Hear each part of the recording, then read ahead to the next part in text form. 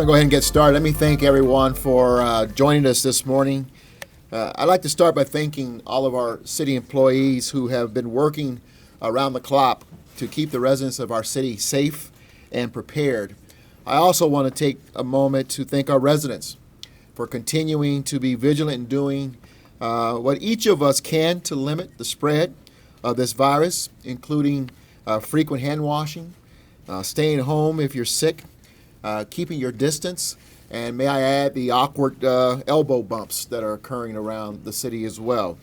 I also want to thank the governor, Governor Polis, for instructing that insurance companies to make virus testing free, and for being such a good partner to the city of Denver, along with his other departments as we work diligently to address this issue. There are some new developments in Denver involving COVID-19, and we just want to bring an update to you this morning. As you may already know, we have 2 presumed positive cases in the city and county of Denver. Now there are 8 people under quarantine. Our first priority continues to be preparing and protecting the people and families who live, work, and visit our great city. As you recall, last week I stood up a task force that was more internal of all of our agencies and our external partners, including Denver Public Schools and Denver Health and Hospitals, to help us really to monitor the situation in Denver. That includes taking a look at how we continue our efforts to stem the tide of the spread of the virus in the city of Denver, making sure that as a city we continue our operations and that we have the resources necessary to devote to this challenge that has befallen our city and our state and, of course, the global marketplace. But also monitoring the economic health of the city as well, and how our concerns, the concerns of this virus impacts our economic well-being. Given these concerns, I have directed a partial activation of the Emergency Operations Center where we stand. The whole objective of this operations center is to coordinate operations, resources, and messaging, and to, of course, to save the city. As you see up there is our motto in this room. Executive Director Matt Mueller will explain what a partial operation is in more detail. Our Department of Public Health and Environment is going above and beyond to ensure that every resident, business owner, and industry in our city has the best information possible to stay healthy and prepared. Bob McDonald, the Executive Director of the Department of Public Health and Environment, is here and will personally be given an update. But he's also given guidance to dependent care facilities, entertainment industry leaders, employers, and those within the justice system on protocols and best practices, and taking proactive steps giving them proactive steps that they can take in group settings to protect the public and prevent the spread of disease. Let me pause for a moment and just remind everyone the city is still in full operation. We talked about in the first press conference making sure we don't panic, and I thought about it this weekend, all that's going on around the globe, that this city still hosted tens of thousands of people at the Oprah Winfrey event at the Pepsi Center. Today we have over 26,000 people in our city for a volleyball tournament, and we are expecting other events to continue to occur. I'm keeping a regular schedule and engaging with the public as normal. There was no off weekend for me or other people, other officials in the city of Denver. I saw the governor out, members of Congress out, doing really the same thing, reminding folks to do what's necessary to prevent the spread, but also to make sure we don't, as a community, panic and stay within our realm to address this effectively. Today, the Department of Public Health and Environment will be issuing an order for all restaurants to post public health directives on hand washing in their dining rooms and restrooms. Bob will have much more to share on that in just a moment.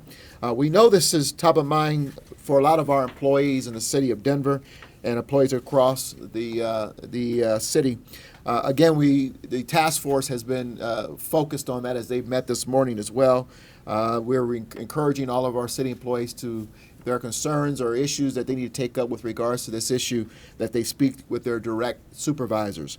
If and when it becomes necessary, each department and agency will work with employees on identifying alternatives, including working from home and telecommuting.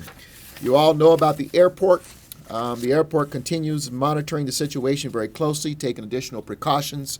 They have installed sanitary wipes on jet bridges, as we mentioned last week, and free hand sanitizer stations, and we are continuing our efforts to spread that throughout the city as well. CDC makes a determination on which airports will receive additional screening if necessary, and again, right now, Denver is not one of them. Now I'm going to bring up Matt Mueller, the Executive Director of the Office of Emergency Management, to give us more detail about the EOC. Matt? I'll trade places with you. Thank you, sir. Good morning. I'm Matt Mueller. I'm the Director of the Office of Emergency Management, and the room that you are standing in today is part of our Emergency Operations Center. As the Mayor said, we activated partially today at 9 a.m. and we'll be running with the partial activation from every day for the duration for as long as this takes. That includes our Joint Information Center as well. The purpose of the Emergency Operations Center is to bring together all the resources of the City and County of Denver, as well as our partner agencies, for consolidated planning, public information, and operational coordination. We also monitor resource needs, not only for the city, but for our partner agencies as well. The focus of the Emergency Operations Center, as the Mayor detailed, is fourfold for this particular incident, the COVID-19. We're focused on public health and safety protective measures and interventions, public information and messaging to all of our community, economic impacts not only to the city, but to all of our businesses and to our residents, and then finally, continuity of government operations, ensuring that while this is going on, we are able to maintain those critical services that everyone in the city needs. And with that, I'll turn that over to our Public Health Director, Bob McDonald. So Bob McDonald, the Public Health Administrator for the City and County of Denver and the Executive Director for the Department of Public Health and Environment. I want to start out with an update on what I think most are probably interested in is how many cases do we have. And so I believe that Mayor mentioned we have 2 presumptive cases, which means that they tested positive by the state laboratory, but the protocol is that those samples will be sent on to CDC for confirmation, and we're still waiting for those test results back. We're waiting to get that announcement back from the CDC. We're not waiting in terms of protecting the public. Those 2 individuals and everyone who has been in contact with them, has been exposed or under suspicion, has been quarantined. To date, and I get updates all day long, every day, to date, none of the people that we've quarantined that have been in close contact with the 2 presumptive cases are showing as symptomatic. That's specific to Denver. We are doing a great deal, and for weeks now, you know this, that we have been reinforcing the importance of awareness, the importance of hand washing, the importance of being aware of your surroundings and isolating yourself from somebody who might be experiencing respiratory problems. We've been doing that for weeks now. But we are doing far more than that because we know that it's human nature that as humans, we often forget. During the course of our daily work, errands that we're running, the things that we do, we forget to wash our hands. That's sometimes what happens as humans. My staff are conducting thousands and thousands of visits that started last week, getting out to the hospitality industry, thousands of restaurants, posting notices, reminding people when they most often forget to wash their hands. When they're out running their errands and they decide to go out to eat lunch or go out for dinner, they go into a restaurant and they eat.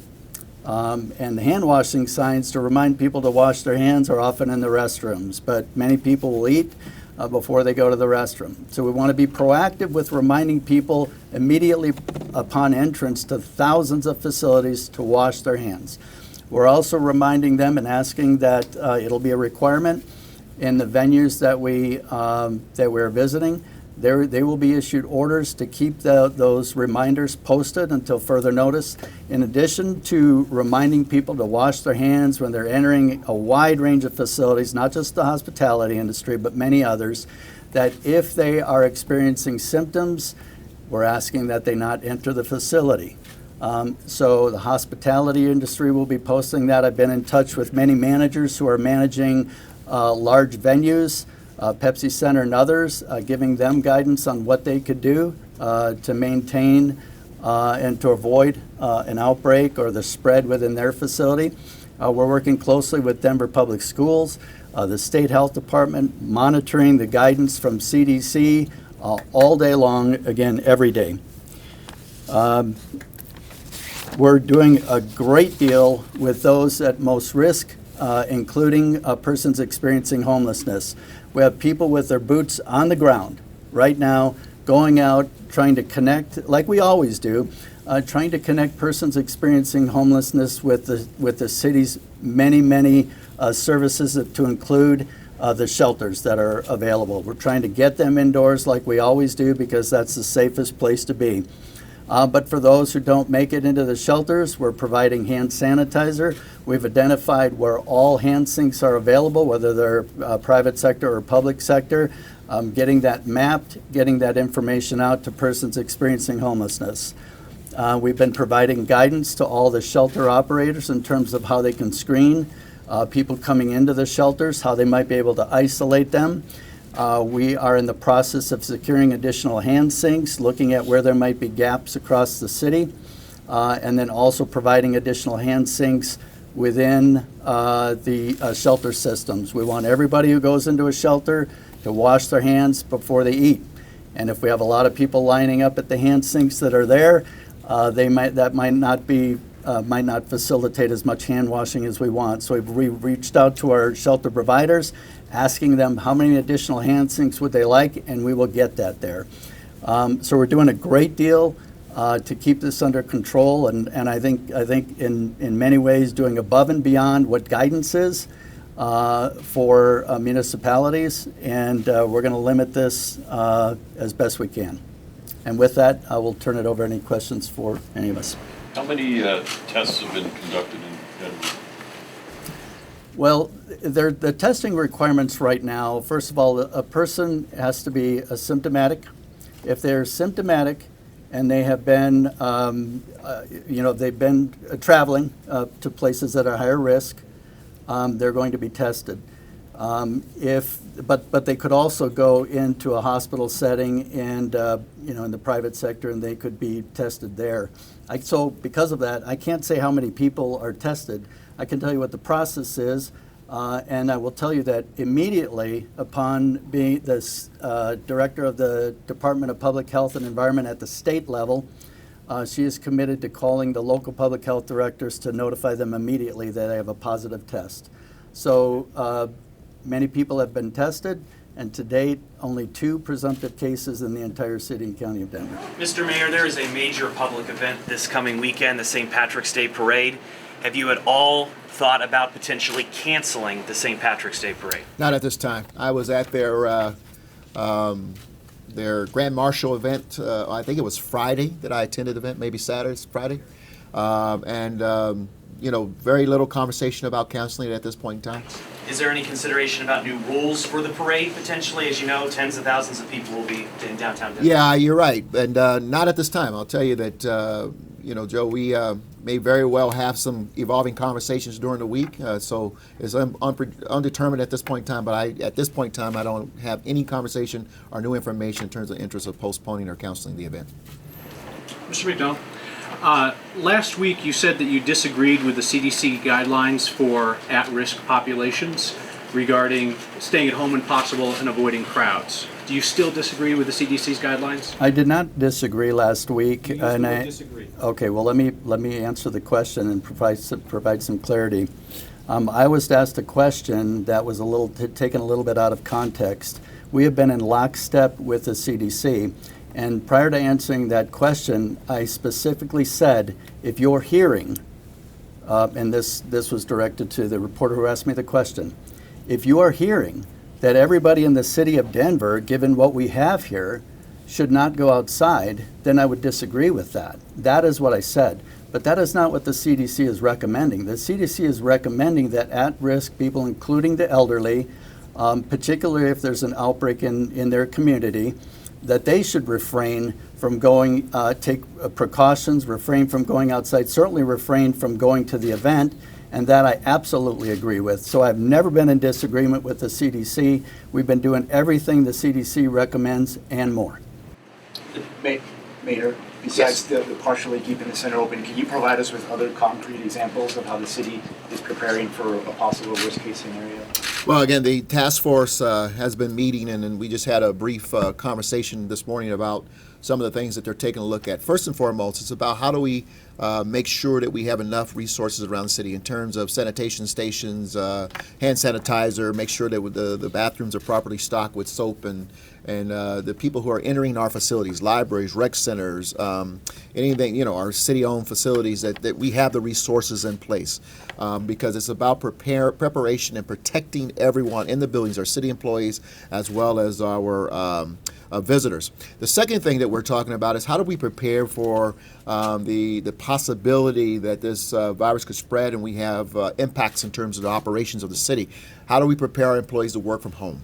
And what departments, agencies can work from home effectively without impacting our customers, the residents who depend on us every day. And so we're beginning that process to better understand how that will impact. And you may see us pilot some agencies practicing, for example, if they have to work remotely. What does it mean to be able to sign in from your home computer to the city system and make sure all that's protected and all that good stuff? Thirdly, we are talking about looking at the worst case scenario financially, economically for the city. In the event that this continues, we continue to have issues with the market, manufacturing, impacts on our revenue, our sales and use tax. How do we as a city begin today in preparation for that down the line?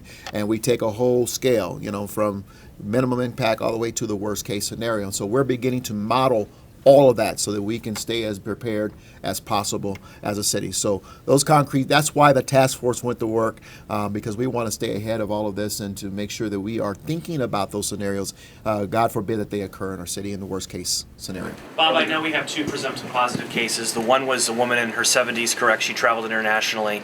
Not much detail has been released regarding the individual in their 40s regarding how they may have contracted this virus. Any more details you can provide on the 40-year-old and where they may have come in contact with COVID-19? Yeah, it's my understanding that both were exposed in travel, not in this country, outside of the country. One, I believe, was Egypt. The other one was Vancouver. But they were not exposed, and there's no community transmission within the city and county of Denver. I want to make that clear. The 2 people that we have quarantined that were presumptive positive were exposed outside the country. You said that 8 people were quarantined, or excuse me, you said that 8 people were quarantined, and you said that everyone who came into contact with those 2 people are in quarantine now. Is that really just 8 people? 8 people that are close contacts that would be at higher risk. Okay, I mean, just somebody coming in, being in close proximity to somebody else doesn't make them at high risk. We look at a number of factors to include their interactions, what took place, are they in the same household, did they travel together for long periods of time? That's all evaluated. So we believe at this point, everybody that would have been exposed that is at risk or under suspicion is quarantined. Mr. McDonald, you just said that there is not community transmission in Denver. Our medical expert and epidemiologists say that so long as we are not testing, first and foremost, for community transmission, it's the hardest to get of the 3 testing criteria for CDPHE, that so long as we are not doing widespread testing, we are not going to know if there's community transmission until it's widespread. What gives you the confidence to state, as you did unequivocally, that there is not community transmission if we're not testing for it? Well, let me clarify then. There's no evidence that is occurring. There's always a possibility of non-symptomatic cases, but we're not seeing that. We're doing what we can do right now to limit that. CDC is not, we're working closely with them in terms of those very things. What's the length of term that a person could be infectious before they're symptomatic? Could it be spread while they're not symptomatic? Right now, there's nothing that confirms that people are symptomatic other than when they're not contagious, other than when they're most symptomatic. So I'm confident that we have isolated people that we're aware of that are at most at risk. But there's still a lot that's not known about the virus, and we'll continue to adjust our precautions as we learn more. Question about the testing. Someone may not have traveled to Italy or to China, but they may have traveled extensively in the United States over the last few weeks. A person has symptoms that look like COVID-19. Can they get tested? Should they be tested? Because I have one story that was told to us where somebody went to an emergency room and they were turned away because they hadn't been to Italy or to China. Yeah, I can't speak to that particular case. I can tell you once again what the CDC's guidelines are and what we're pushing out to the public and our partners at Denver Public Health, Denver Health and Hospital Authority, and many others, is that if they have traveled to areas where there is an outbreak within that community, and we are seeing that in the northeast, northwest and northeast part of the country. We're not seeing that here. But if they've certainly traveled to high-risk areas, and we do have some now in the United States, then they would be tested. They would meet the criteria. If they're symptomatic and they've had that type of travel, then most likely they are going to be tested. I can't speak to a situation in which somebody says they were turned away that met that criteria. So the hospitals should have that guidance. The hospitals would have that guidance. Mr. Mayor, a question. When we talk about flattening the curve of infection to make it easier on healthcare workers in the hospitals so that when folks get sick, they don't all show up at once, but maybe we push those out over a couple of months. The scientists agree that the best way to do that is with aggressive and often mandatory social distancing, but that puts public officials like yourself in a difficult position because you would have to call for those measures before it's bad here. Because if you wait till it's bad, then you're not going to be able to impact the situation in the same way. How do you balance that as a public official, knowing that you would have to act before it gets bad if you want to have an impact? I think you see us doing exactly what we should be doing. That is starting in phases, and that is the very commonsensical way to prevent the spread of this virus, or any virus for that matter. And that is constant hand washing, being precautious when it comes to greeting people. If you see someone who may be demonstrating symptoms, keeping your distance, from them. If you're not feeling well, staying at home for not only your protection but for everyone else's. And so you see us, Kyle, and doing this in phases, and obviously under the advice of public health officials, our medical officials who are here as well. At the right time, they will advise me that, sir, it's time for us to take additional steps because whatever we're doing is not working. At this point in time, we're demonstrating that right now, based on the numbers, that things are working and people are actually following through with some of the commonsensical steps. And with that said, let me just share, someone asked about the St. Patrick's Day Parade, just like this weekend with the big event at Pepsi Center and other events that are taking place. If you are not feeling well, we encourage folks not to come. And again, we'll have, I'm sure that we'll confirm all this, but all the proper stations available for hand wash and hand sanitizing. But we encourage folks who are not feeling well this weekend, if you're planning and hoping to attend St. Patrick's Day festivities, stay home if you're not doing well, and we'll work to keep everyone else safe and prepared for this crisis. Mayor, how confident are you with area hotels having the capacity to handle this entire situation? And if you are, what gives you that sense of confidence? It's funny you ask that question. We're going to be meeting with them later on this week, if not today, to the restaurant tours, the hotelers of the city, schools, hospitals, to get a better sense of where everyone is and their sense of confidence. But, I had some conversations, again, throughout all the activities. I'm talking to general managers of hotels, and, while they want to make sure everyone remains safe, they continue to want us to talk about making sure we do not panic as a community, and that they'll continue to take the precautions necessary to sanitize their spaces and to make sure the hotels are ready. But we'll get more information from them later on this week. In terms of a possible economic hit, you mentioned it briefly in your opening remarks.